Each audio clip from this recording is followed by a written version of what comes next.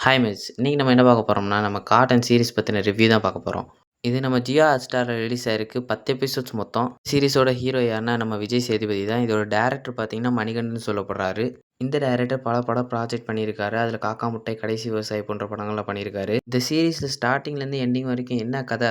விஜய் சேதுபதியோட தலைய வந்து ஒரு காட்டுக்குள்ள இருக்கும். அதாவது கிராமத்து பகுதியில இருக்கும். உள்ள போலீஸ் ஸ்டேஷன் பார்த்தீங்கன்னா, ஷட் பண்ற நிலைமைக்கு போயிரும். இந்த போலீஸ் ஸ்டேஷன்ல ஒரு போலீஸ் கேரக்டர் இன்ட்ரோடியூஸ் பண்ணுவாங்க. அவர் பேர் தான் கலைப்பாண்டியன். அவர் இருக்கிற போலீஸ் ஸ்டேஷன் வந்து ஷட் பண்ண பிடிக்கல. அதே மாதிரி அவர் வேற ஊருக்கு போக விருப்பம் இல்லாம இருக்காரு. உள்ள ஒரு பையன் வந்து தான் பார்த்து இத இவர்ட்ட சொல்லுவான். இந்த ஸ்டேஷன் கேஸ் எடுக்கணும்னா கொஞ்சம் மீட்டர் தாண்டி இருக்கும். அத தூக்கி இவர் இங்க வச்சுக்குருவாரு. 10 எபிசோட்ஸ் எப்படி போகும்னா, ஒரு எபிசோட்ல விஜய் சேதுபதியோட கதை சொல்லுவாங்க. ஒரு மக்கள்ட்ட இருக்கிற கருத்து வரியா சொல்லுவாங்க. 5 எபிசோட்ஸ் சூப்பரா இருக்கும். ஆனா அதுக்கடுத்து உங்களுக்கு லேக் அடிக்க ஆரம்பிக்கும். போர் அடிக்க ஆரம்பிக்கும். என்னோட வியூ என்னன்னா, நம்ம 10 எபிசோட்ஸ் இல்லாம 5 எபிசோட்ஸ் இல்ல 6 எபிசோட்ஸ் இருந்துச்சுனாலே கதை முடிஞ்சிருக்கும். இது வளவலன்னு கொண்டு போன மாரி இருந்துச்சு. இப்ப நான் வந்து ஒரு கேள்வி கேட்கிறேன். அந்த கேள்விக்கு நீங்க கமெண்ட் பண்ணுங்க. உங்க ஊர்ல நீங்க நல்லா வசதியா இருக்கீங்க. நல்லா சொத்து பத்தோட இருக்கீங்க. போலீஸா இருக்கீங்க. பக்கத்துல பார்த்தா போலீஸ் ஸ்டேஷனே இருக்கு. அந்த போலீஸ் ஸ்டேஷன் டக்குன்னு ஷட் டவுன் பண்ணி வேற ஸ்டேஷனுக்கு மாத்தி விட போறாங்கன்னா, நீங்க அந்த இடத்துல என்ன செய்வீங்க? வர்ற கேஸ நீங்க எப்படி ஹேண்டில் பண்ணுவீங்க? அதான் நம்ம வீடியோ முடிஞ்சுச்சு. ஃபைன். நம்ம நெக்ஸ்ட் வீடியோல சந்திக்கலாம். அதுவரைக்கும் நான் தான் உங்கள் குயிக்.